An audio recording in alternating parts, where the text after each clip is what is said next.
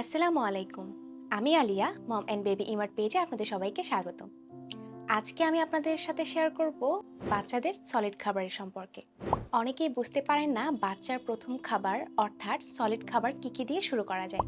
তাই আমি আপনাদের সাথে কিছু তথ্য শেয়ার করব, যেটা শুনে আপনারা উপকৃত হবেন আশা করা যায়।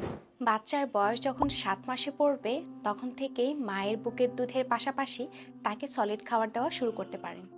যখন থেকেই বাচ্চাকে সলিড খাবার দেওয়া শুরু করবেন, শুরুতেই তাদেরকে ভারী খাবার অর্থাৎ ভাত, নুডলস, সুজি এগুলো দিয়ে শুরু না করে ফ্রুটস দিয়ে শুরু করতে পারেন। যেমন কলা এবং অ্যাভোকাডো, এই দুটি ফল শিশুরা খুব তাড়াতাড়ি হজম করতে পারে।